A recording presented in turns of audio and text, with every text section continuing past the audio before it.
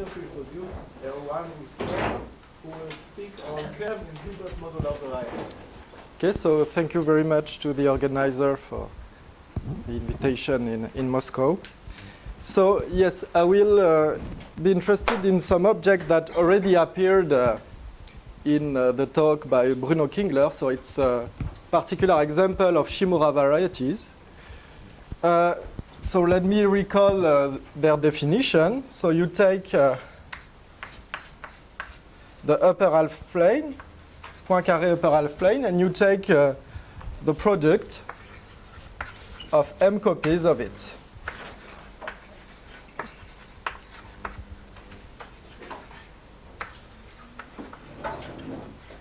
So m copies of Poincaré upper half plane.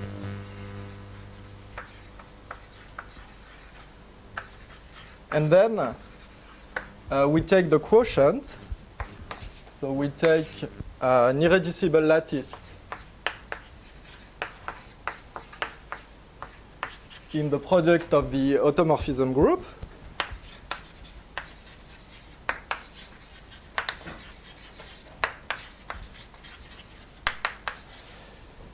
And then we take the quotient, which is of finite volume, and it's well known that we can compactify it.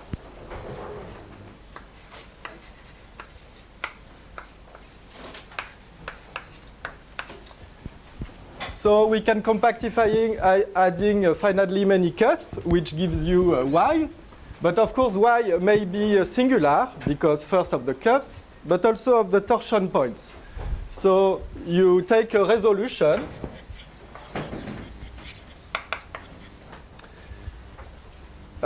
when y is a compactification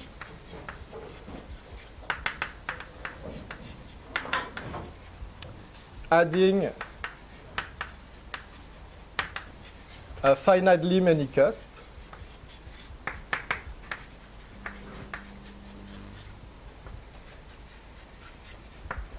and then Hilbert modular varieties are such resolution. So let me give you some example. Yes, I take any resolution. So first, interesting even in dimension 1 because it's the famous modular curve.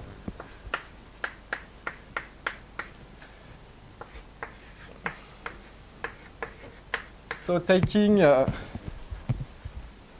quotient by SL to Z, and we know that, as we have already seen it, it's isomorphic to C.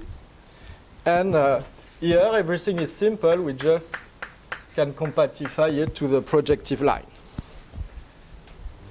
But already there is, for the problem where I will be interested in, it's already from hyperbolicity point of view, which is a question about entire curve invariances. It's already striking to take a quotient of something which is highly hyperbolic, such as the disk, upper half plane, and you get something completely non-hyperbolic. You get C, because exactly of the phenomenon of torsion. So even more interesting is higher dimension, where you can take classically gamma commensurable with the so-called Hilbert modular group.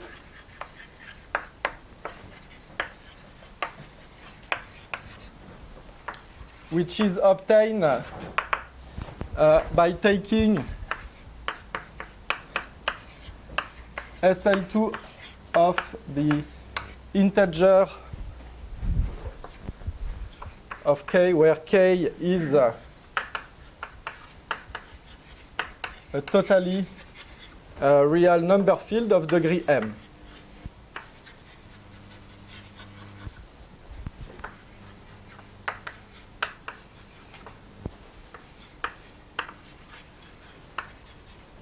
So this is the classical setting where Hilbert modular surfaces and more generally Hilbert modular varieties are studied, taking this gamma k obtained from K, this totally real number field. GK, oh, okay, sorry. Okay? Okay. Okay. I want to ask the same question. So also what I've as such commensurable groups, the particular case of principal congruent subgroup have been studied. So let me mention it because I will use it in the sequel. So what we call principal congruent subgroups are the subgroup obtained as the kernel by reduction modulo L.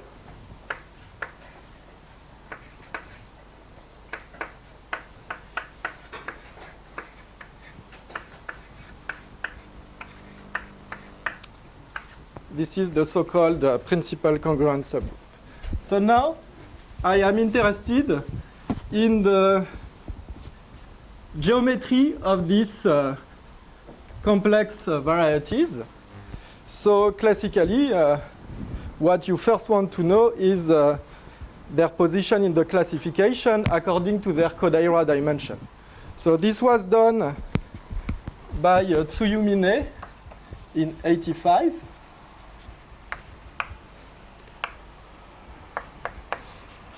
In the general case, of course, there was works before by Hirse, Breuer, Zaghi, and many others on the case of surfaces. Can you explain your HM is realized as a tensor product of the Sorry? Z of the label picture? What is how does SL2 No, okay act on H is the Cartesian product.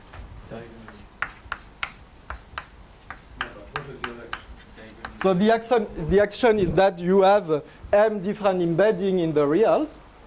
So if you take an element here, you have m embedding in SL2R, which is the automorphism group of H. diagonally over the So you just take the m different embedding and you act on H by the given embedding. So this gives you an embedding on the an action on the product. Okay. So what is expected is indeed proved in this theorem, that except for a finite number of field, taking out such a finite number, Hilbert modular varieties are always of general type.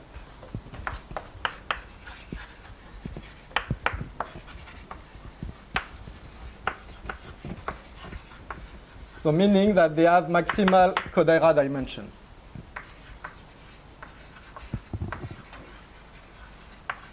So in the case of surfaces, there are some effective results by Hirse, Breuer, and Zaghi giving bound on the discriminant of the field to be taken. If you take the discriminant sufficiently high, then the surface is of general type. What's the first name that you mentioned? Sorry? What's the first name that you mentioned? Hirse? Yeah, Ah, okay. I didn't recognize it. Hirse, Breuer. So, So in this theorem you fix M or you don't know? yeah, You fix M. you fix M. Given M, there is Exactly. Exactly. And okay, and the higher the dimension is, it's even stronger. For example, there is a stronger result that if the dimension, in fact, is at least 7, strictly bigger than 6, then it's always of general type.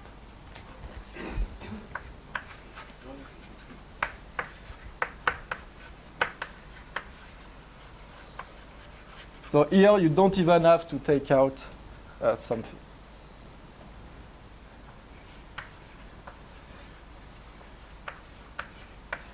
Okay, so this is the first nice indication that we have, information that we have on these complex manifolds. And now I want to get more information on their geometry, especially the geometry of curves inside this manifold. So, as we have seen that they give you essentially example of general type, it's quite natural to test on this manifold the famous Green-Griffiths-Lang conjecture.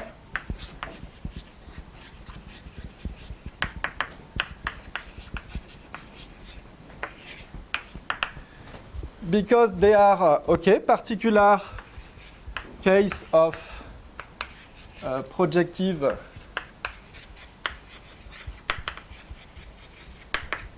complex manifold of general type.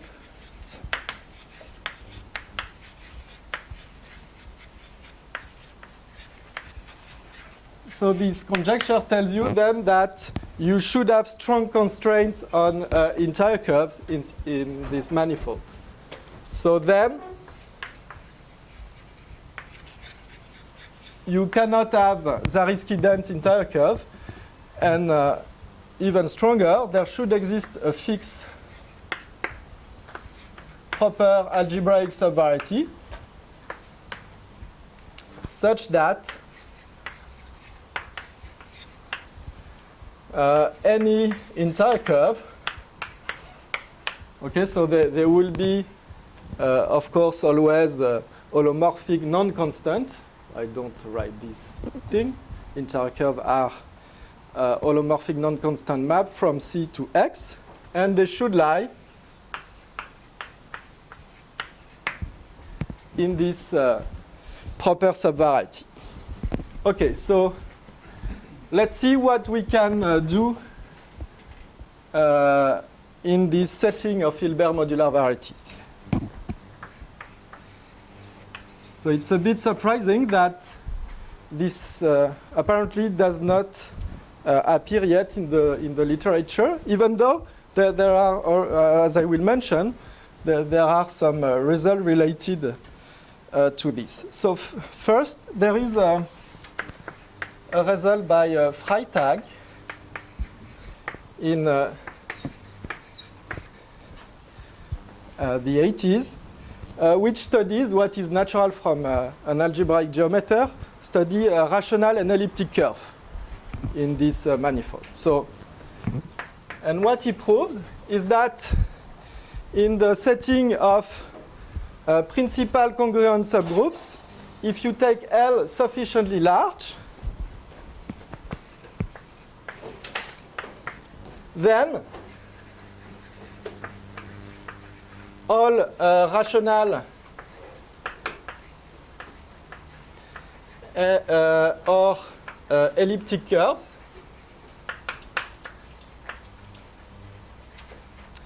in the compactification of the Hilbert modular varieties associated to this congruent subgroup. If you take the level sufficiently high, then in fact all these curves will lie in the boundary of the compactification.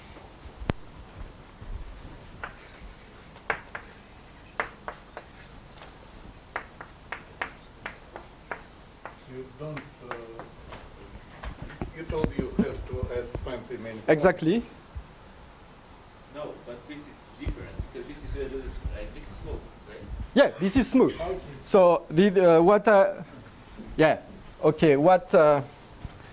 what I denote like this is a compactification that you see exactly. I take that Hilbert modular varieties in the definition. I took the resolution of the Bailey-Borel compactification. Okay, so let me give you. Canonical resolution of Bailey-Borel compactification, or you take any? No, I take any. Okay.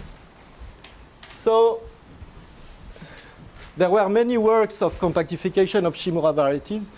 All these Mumford and his collaborators have studied compactification in great detail. Here, I take any projective one.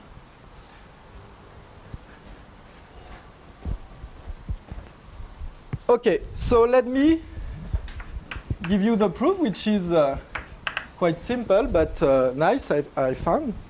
So, of course, one of the key tools in this setting is modular forms. So, but the important point is how do you interpret geometrically modular forms? This is the key point. So let's take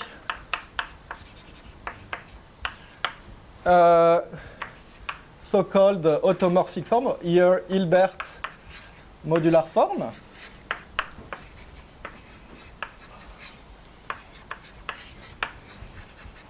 With respect to the subgroup, to the group gamma of weight R. Then you can build a geometric object here. So most of the time, people interpret modular form rather as section of canonical bundle. Here, it's different. We will construct a tensor form here, considering this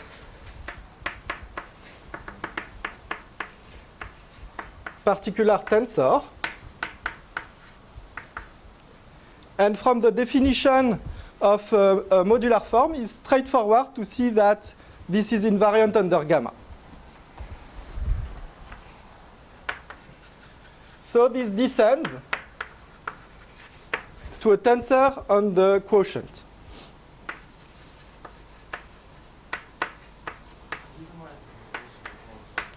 Sorry? I can give you the definition, yes. So of course you have, so this is a condition telling you RF varies under the action of gamma. I guess that this is the definition, right? Sorry? This is the definition. Yes, you can take it, but you want that I write the okay? So you just take the action of gamma, and this is invariant. This gives you exactly the relation that you want. Okay, so of course the problem now is how do you extend this on the compactification? So you have two problems. You want to extend it, and you want to have sufficiently such tensor. So first of all, it's well known, classically known by people in automorphic form theory, that if you take the degree sufficiently large, then in fact you have many such forms. This is how historically people prove that this was quasi-projective, because this was what gives you the embedding. But moreover, you can choose them to be cuspidal, meaning that they vanish on cusp. So if R is big enough, one can find so-called cuspidal Hilbert modular form. So I repeat, this just means that it vanishes on cusp. And moreover, you have many of them. They give you an embedding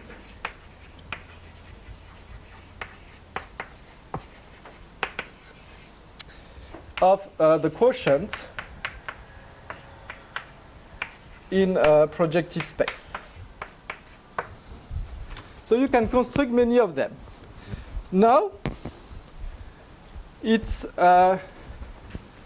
again a local computation, just in coordinates, to see that now, if you take the level sufficiently large, this tensor will extend on cusp.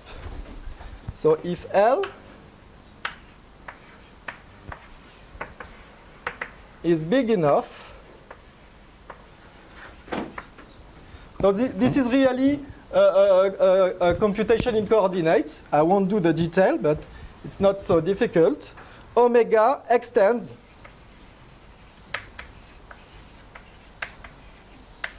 to the compactification. And let me just remark that if you take the level sufficiently large, you have erased the problem of torsion. Because it's well known that if L, I think, is at least 3, you don't have torsion.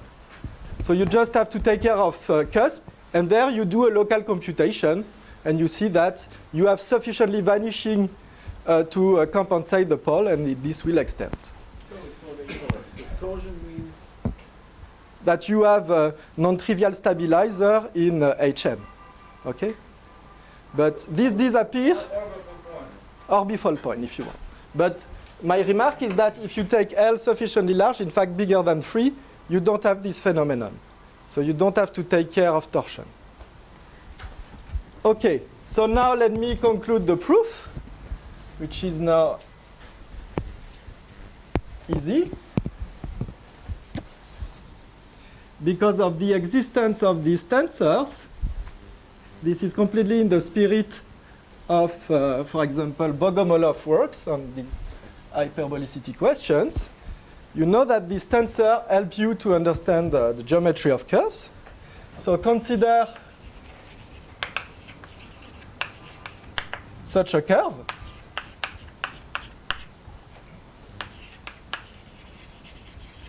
In the compactification, so you have two cases. So of course, if the curve avoids the cusp, it's trivial. So if the image of the curve avoids a cusp, this is trivial, because you can lift it to the universal covering, and so you don't have any rational or elliptic curves. So of course, the important case is if the curve its cusp. Now, again, local analysis in coordinate tells you the nice fact. So a local analysis at cusp tells you that a curve going to the cusp, in fact, cannot be tangent to the foliation induced by these forms. So this is not what the language of Freytag, but this is how you can geometrically interpret it. It exactly tells you that local analysis show that the curve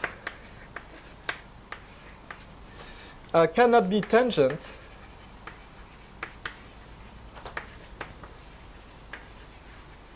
to the foliation. And in the rest of the talk, this foliation will play a crucial role, as you will see. So this is why. Sorry? No, this is really a local. You can do a germ of curve that hits the cusp, and you see that it cannot be tangent to the foliation induced by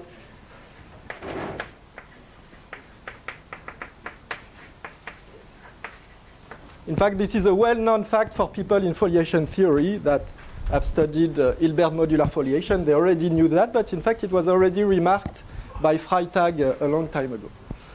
So, Except that this form was a tensor, and it doesn't have a foliation. I don't understand. no, I don't consider the forms. I consider the DZI induced by DZI. So they give you foliation, of course, canonical foliation on the product, codimension 1 foliation on the product of the upper half plane, which gives you foliation downstairs. Okay? Just standard foliation on the So on the portion of the product. on the universal cover, you have canonical foliation of codimension 1 given by the DZI, which descends to the quotient, Yes. and even extend to the compactification. You say 10, induced by tensor. No, I didn't say it's him who says. Here, I don't use the tensor here for the moment. I've not used it yet. This is, as I've written, this is foliation induced. So you have M codimension 1 foliation on Hilbert modular varieties. And I just say that a curve which is going to the cusp cannot be tangent to this foliation. And now I use the tensor. Because you just have to take the pullback. You consider this proven already? Sorry? Since that, is it already done, or you are going to explain it? Second step. Yes. No. So I have not finished yet. So this is just what some easy. But it's not obvious that it cannot attach. No. This is why I say a local analysis, but I want. This is just a simple coordinate computation that of course, I have no time to details. This is not so important, as I've said. It's very classical result for people in foliation theory, and I think the important point is just that why this foliation naturally arise, and then you just consider, of course, the pullback to conclude, because this would give you, if you had a curve not in the boundary, this would give you a holomorphic non-constant form on the curve, which cannot exist on, of course, rational or elliptic curves, and the proof is finished. Okay. So this is an old result, but I find it nice. And next result is a much larger generalization due to Nadel in '89, which proved somehow this theorem in for a bigger class of Shimura varieties, but also for transcendental maps. So Nadel proved the following: that if you take D bounded symmetric domain,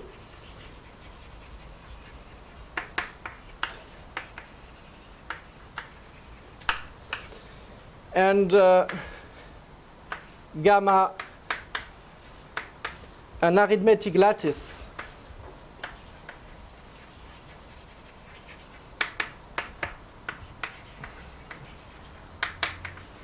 in the automorphism group, and you take the quotient and any projective compactification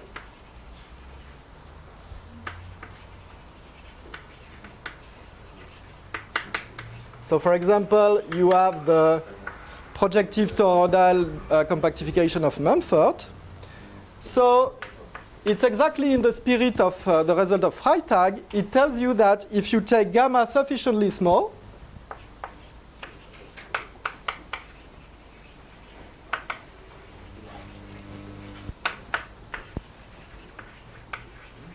meaning that you take a subgroup of sufficiently large finite index,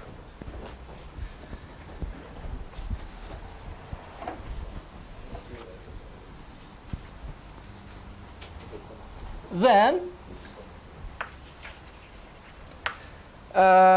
any entire curve in this compactification is in fact in the boundary.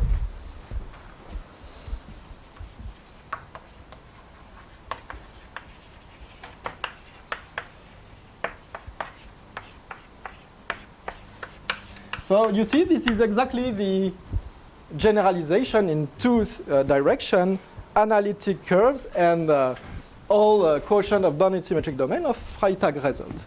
And the spirit of the proof is quite close. Of course, it's more difficult when you have to deal with transcendental thing. But somehow the geometric idea is quite close. Why the result, there was assumption that L is sufficiently large, here there's no such. Exactly. This is exactly the same. You have the same hypothesis here by taking gamma sufficiently small. So let me give. When you say gamma sufficiently small, you just keep it long, or you need more? No, you need more. You need more. In fact, you need. So you see that Freytag needed the existence of some tensors, so which can be interpreted as the positivity of some bundle. This is exactly what Nadel does. He he wants that some adjoint bundle of the canonical is big. And this is achieved by taking sufficiently small group. Okay? So,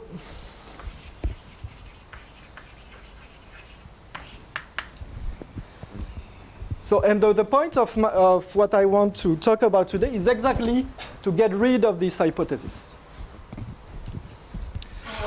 So, exactly what you have said is that in particular, but as I said, this is not enough, but sufficiently small implies that you have no torsion.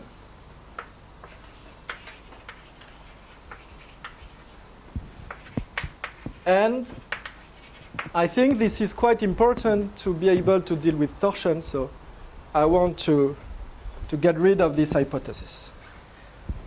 Now,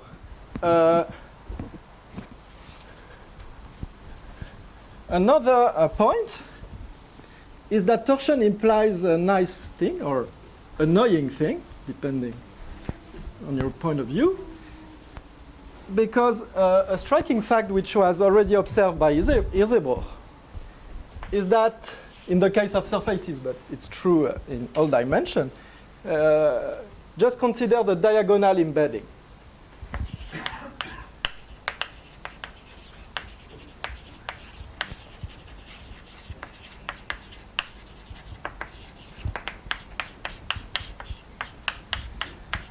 And you look at what is the stabilizer of this. Well, this is exactly SL2Z.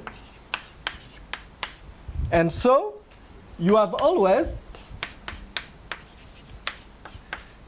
if you stay with the classical Hilbert modular group, you have always a rational curve. Why it is the same to Z for each level? No, not at all for each level.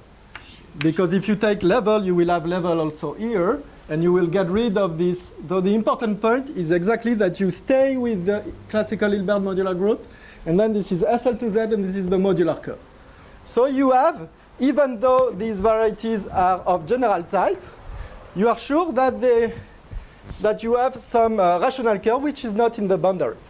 So this tells you that the situation is somehow more complicated.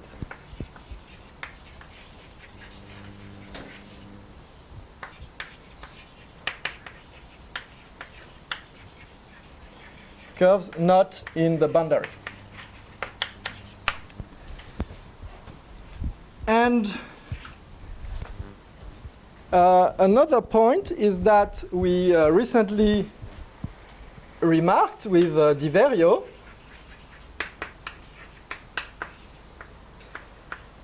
is that Hilbert modular varieties are a counterexample to the classical strategy which was developed to solve Green-Griffiths conjecture.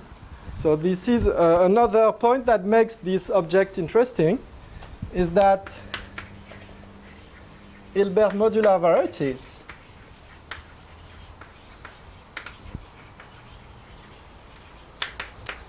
give counterexamples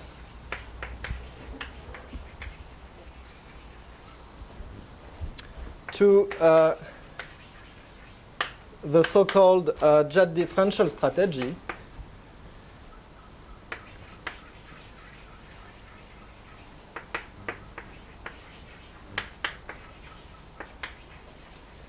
which was developed intensively in the last decades, starting by Green and Griffiths, Demailly, Hsu, and many others.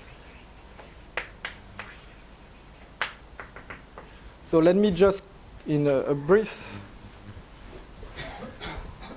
few words, say what is going on geometrically. So the classical strategy which was developed by all these people was, well, to prove that there is no entire curve in a variety of general type, you will prove that these curves satisfy many differential equations. So the natural geometric setting is that you look at jet spaces. Okay? And a differential equation is just a subvariety of jet spaces. So the strategy is quite easy to understand, is that, so suppose that you have a subvariety given by a differential equation.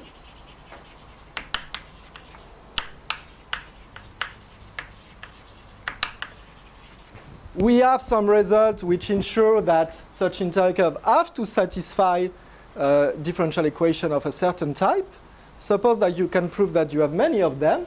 Then the goal is to prove that when you just project these varieties and take all possible intersection, that the curve, which is known to lie in all, so you have some, of course, natural projection.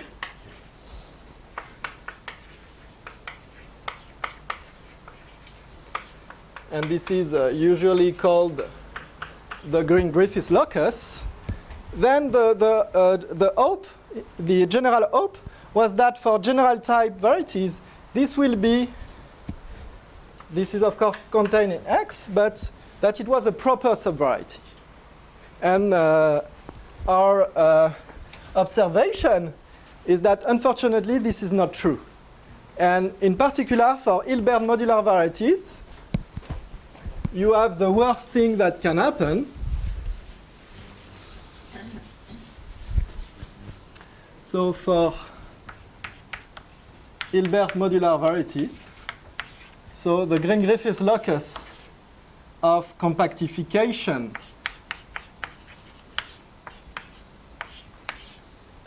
is unfortunately all the manifold. So this tells you that there is no way to prove Green-Griffiths conjecture for Hilbert modular varieties using these jet differential techniques. Okay? Yeah. Cannot be considered as jet differential techniques. Somehow it has, of course, a link because you have this tensor occurring in the Freytag proof. But the proof is not in this, is not exactly this strategy because I have not proved that some base locus project down to a proper subvariety. Okay? The proof, in fact, involves at some point, as you have seen, and this is all Macquillan philosophy, is that you cannot get rid of some foliation theory at some point. Okay, I had this point on foliation that appeared at some, and this is crucial. So here, somehow this is a purely algebraic proof, just considering some base locus of line bundles on jet spaces. But this, unfortunately, can fail in this setting. So let me now state, so this was somehow the introduction. And, okay, let me tell you what we can do when dealing with torsion. So,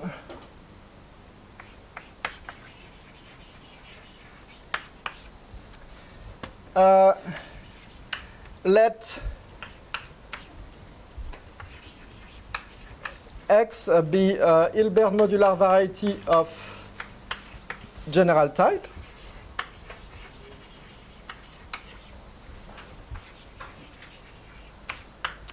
And let's call E the exceptional divisor.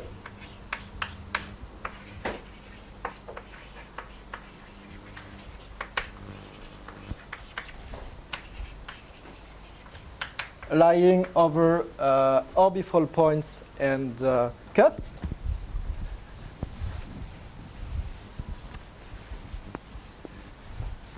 So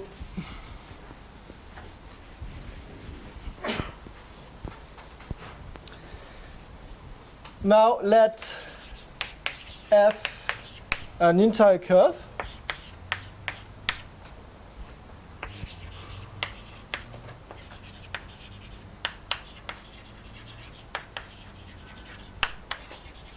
well, I said that this was always not constant. So.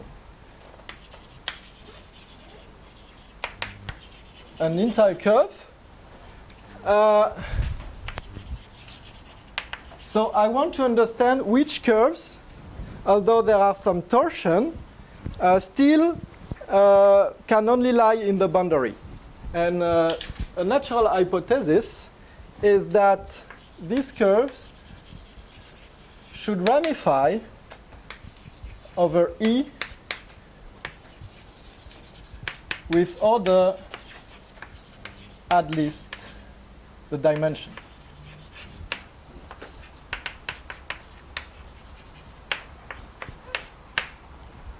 Then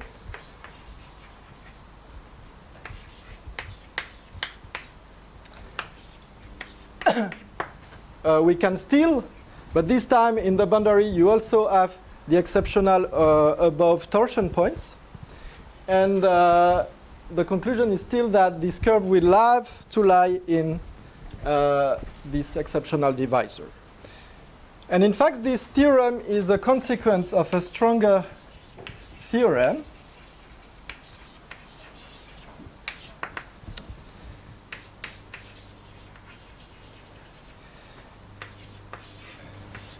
which is somehow a quantitative version of hyperbolicity, which is usually known as second main theorem in Nevanlina theory.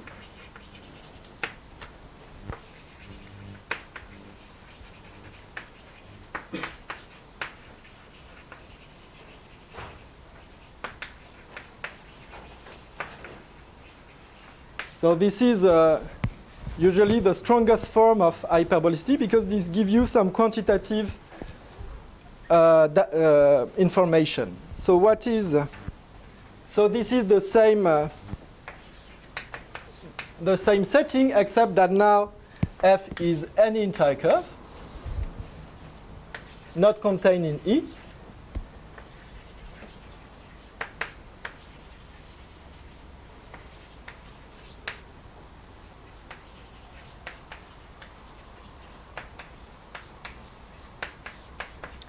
Then, so I will give you an inequality with some quantity that probably most of you are not familiar with. So I will then explain why these quantities are. But first,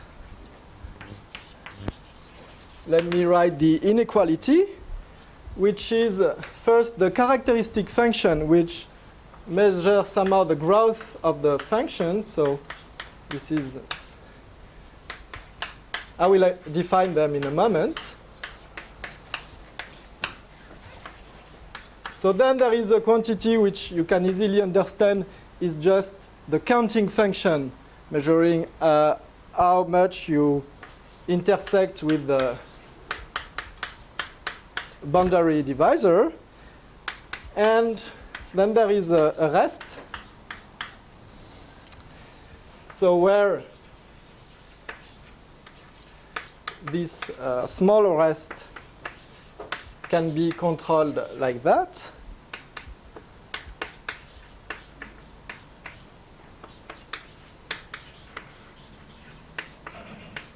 And the two bars here just mean that this inequality is true outside an exceptional set of finite measure.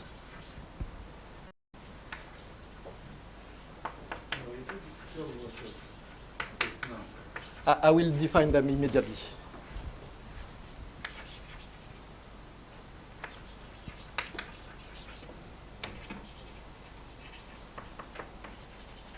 So they are the classical quantity of Nevanlina theory, which are defined in the following way.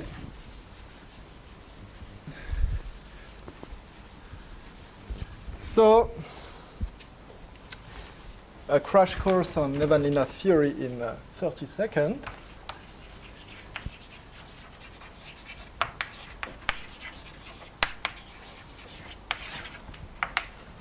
So when you take any line bundle, so the idea of Nevanlinna theory is that you want to define an intersection theory, like is classical for algebraic curves with divisor, for transcendental curves. So do you do intersection theory in the transcendental world? So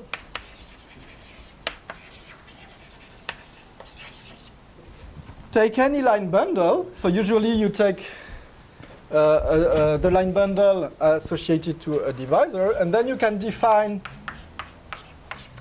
for any line bundle, this is just the logarithmic average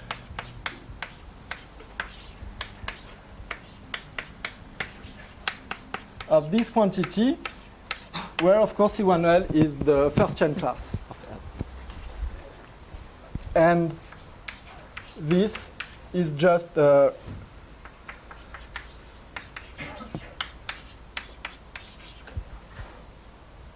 circle of radius T, the disk of radius T. So this is for the characteristic function. So this is called our order function.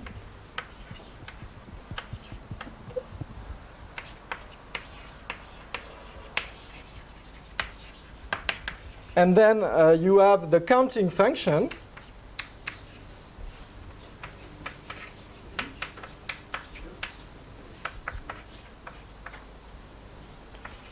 where this time you take again a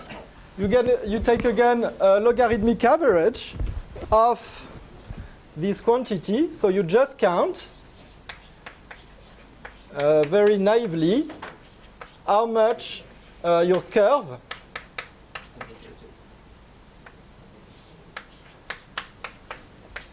you count how much your curve just hits in the disk of radius T, the divisor. Okay? So this is the usual characteristic and counting function of Nevanlinna theory. And here you see that I have a 1 here, which just means that I take truncation. So I forget multiplicity. So usually, if you take an integer, the truncated counting function is just, this time, the logarithmic average. And you truncate at order k.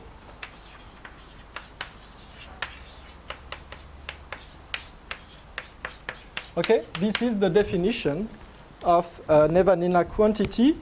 And so Nevanlinna theory is somehow you have to establish some inequality between this quantity and the classical one, which is always true, the easy one. The easy one is that the counting function is always less than the order function plus a bounded term. Okay? So this is the basic of Nevanlinna theory, just that you have to know. This is the only thing. So just see quickly how theorem 2 implies theorem 1.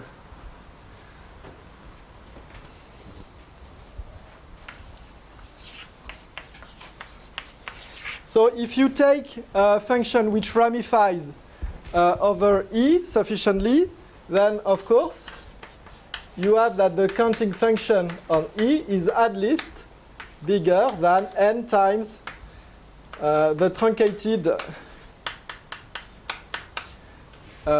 function. This is just by the ramification hypothesis. But then by classical Nevanlinna inequality, so this is less than this quantity. But then the second main theorem now tells you that the characteristic function of the canonical bundle is less than the rest. This is what you can deduce from second-main theorem. But of course, if Kx is positive, when you are in a general type situation, this grows at least like C log R. And you get a contradiction. Okay?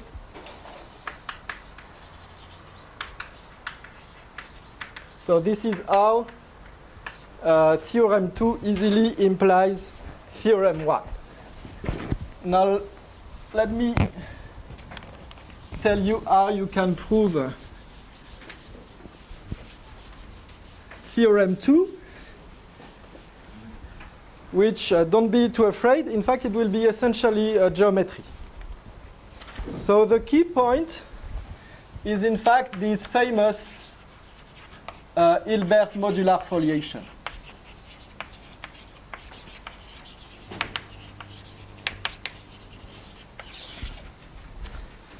So as we have already discussed at the beginning, we have induced by codimension 1 canonical foliation on the universal cover, you get codimension 1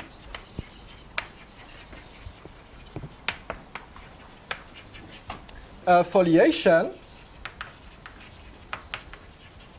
on Hilbert modular varieties induced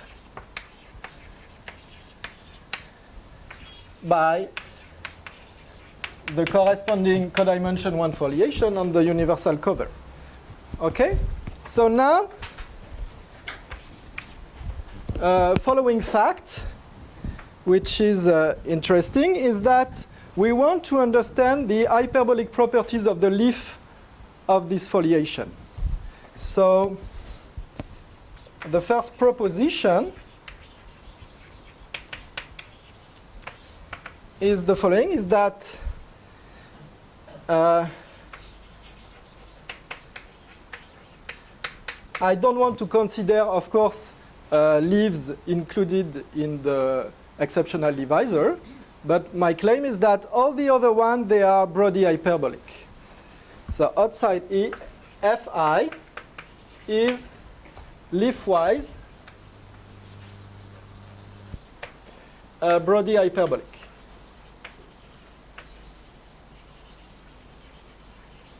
So what does it mean? It means that take any entire curve tangent to the foliation, which is not included in E, then it is constant.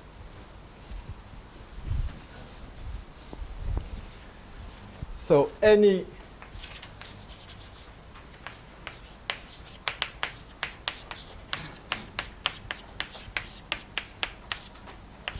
entire curve tangent to this codimension 1 foliation not included in E is constant. So you take some resolution to which the foliations extend, right? Yeah, yes, yes. So let me give you the proof. So exactly as we use the same fact that in Freytag proof is that if you have an entire curve in such a leaf, it avoids cusp. These leaves, so this is due to Freytag, these leaves avoid cusps. So of course, here the key point is that we allow torsion, because if there are torsion, it's trivial. If there is no torsion, it's trivial. So outside E, leaves have a presentation as a quotient of n-1 product by a certain group, which is the stabilizer. So now we have the same dichotomy. So if, but with respect now to orbifold points, so if the leaf, if F, oh, it's better, if the leaf avoid orbifold point, if the leaf avoid orbifold points, this is trivial, because anyway you can lift the entire the curve to the universal cover, and by Liouville you finish. So the important point is that if the leaf passes through an orbifold point,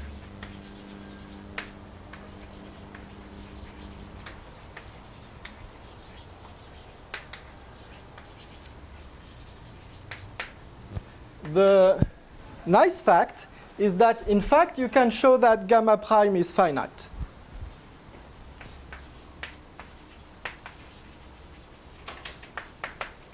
And here we use a key property of Hilbert modular group, is that their projection to any factor of the automorphism group is injective. So this tells you immediately that gamma prime is abelian. And in fact, once you have that it's abelian, you see that in fact it coincides with the stabilizer of the orbifold point. And so it's finite. So this is an amusing geometric proof of this fact, which apparently was not noticed before, but it immediately tells you that now this leaf is a quotient of a polydisk by a finite group, and this is easily to be shown to be Brody hyperbolic. Because on such a quotient, you can construct many bounded holomorphic functions, which separate points, for example. So once you know that it's finite, it's trivial to show that it's hyperbolic. So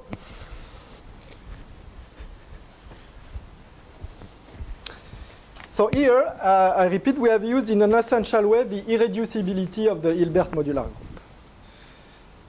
So this is the first important property of this Hilbert modular foliation. Second is that the exceptional divisor is tangent to the foliation. So you have some compact leaf. And we have, in fact, a tangency formula.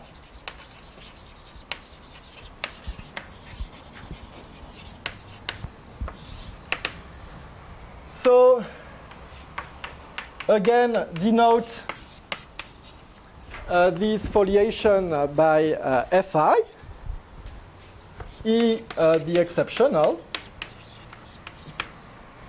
Then if you compute the product of the conormal bundle of the foliation, then you obtain that, of course, you will get some canonical bundle, but by tangency, you can show that this is the contribution of the exceptional divisor. So you have this tangency formula for this foliation. This is, again, some local computation which are not so difficult. And in the case of surfaces, it was known long ago. And the third ingredient, which is somehow where all the analysis is hidden. So essentially, we have just done geometry, and the analysis, in fact, is the input of Macquillan tautological inequality. But here, we use it in a quite unusual way. So Macquillan always, in the past, used this inequality by studying entire curves which are tangent to foliation. Here, we use it for curves which are not tangent to the foliation. But this is still useful. So this is due to Macquillan in 98. This is a very nice inequality.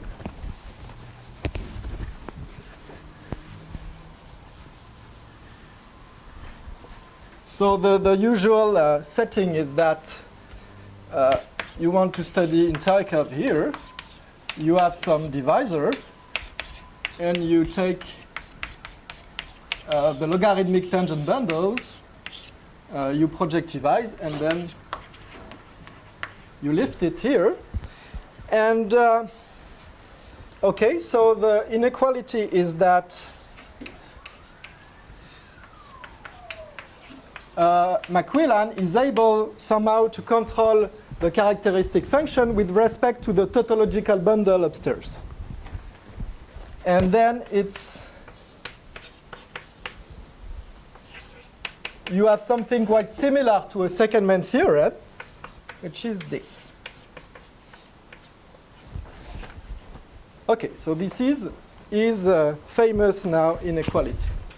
So you see that to obtain a second-man theorem now in Nevanlinna theory somehow, you just have to relate all this quantity to your setting. So this is what we do, using all the three facts on Hilbert modular foliation that I told you before.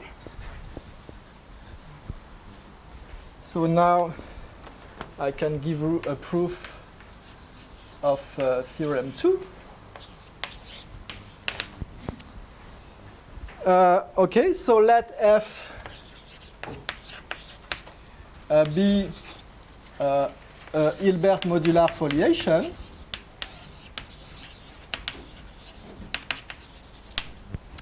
Okay, this gives you a divisor upstairs. Okay, this gives you a divisor. Let's call it Z.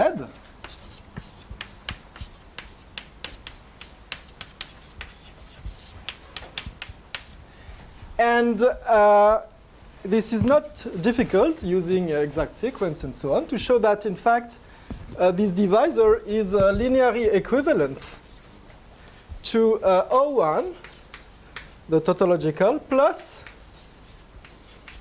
the logarithmic normal bundle of the foliation. Okay, but now, okay, we take an entire curve.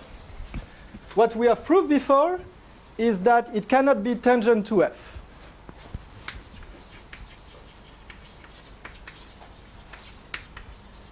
Cannot be tangent to F. What does it mean? It means that upstairs, the lifting cannot lie in Z. Sorry, I couldn't. Yeah. What's again a Hilbert modular foliation? It's just one of these codimension one foliation. One of the effects. Yeah. One of the FI that I used before. Okay, so I take this entire curve, which by Brody hyperbolicity of the leaf tells you that it cannot be tangent to this foliation. Okay?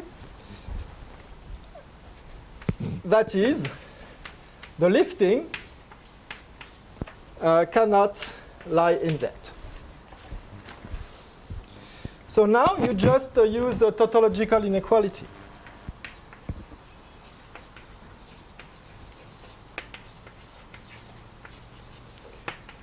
Tautological inequality tells you that, okay, you know, you just write the tautological line bundle in terms of Z and the conormal bundle of the foliation. This tells you immediately that the characteristic function of the lifting with respect to Z as a divisor plus the characteristic function with respect to the log conormal bundle is less than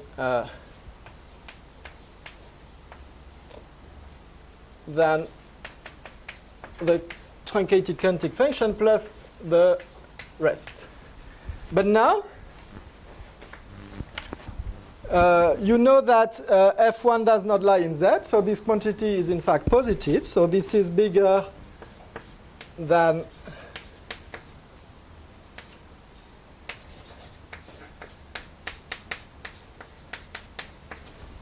okay, and so you have obtained a formula, let me call it star, relating the characteristic function of the log conormal bundle of the foliation with respect to this truncated function. And now what you do is that you just do the sum for all these codimension 1 foliation.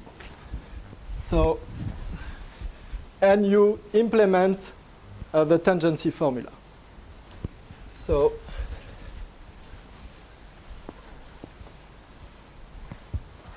okay, see that it's just the end. So by now the tangency formula,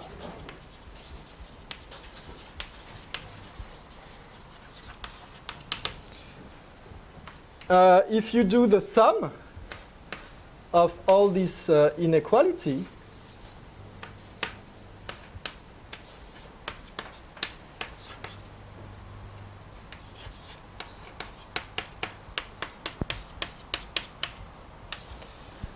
so you do the sum for all these AI. So of course here you obtain n times this quantity plus the remainder. But now the tangency formula tells you that in fact this is nothing than the characteristic function of the log canonical bundle. And you have proved the wanted second-man theorem. Okay. So to finish, it's time. So just a word to say that we have. So now the problem is you want to deal also with curve which does not have this ramification hypothesis. So you really want to understand all curve. And then we have another approach using the Bergman metric. Somehow in the same spirit again as Freytag, but this time what you want to extend is not a tensor but a metric. So you have the Bergman metric, which descends, of course, to the quotient, but you have this same problem. How do you extend it to the compactification? And this is done in the same spirit as Freytag. You twist it by the norm of some modular form. Okay? And if your modular form vanishes sufficiently at cusp and at elliptic points, in fact, this metric extends. And this metric is very good because it gives you a lower bound on the Kobayashi metric. Due to the Kähler-Einstein property of the Bergman metric, you can use Alford-Schwarz. And so, in fact, what we have recently remarked is that we can control the Kobayashi metric on it quite effectively. And in fact, I've already checked on threefold, not in general, because this is some arithmetic statement which I'm not familiar with. But people from arithmetic, apparently, they can control the number of elliptic points in terms of the discriminant. And using, at the same time, result on the dimension of the space of automorphic forms, and this result on elliptic form, we can prove, in fact, Green-Griffiths conjecture on Hilbert modular threefold up to some finite cases, if the discriminant is big enough. And I hope the technique will work in general, but this has to be written.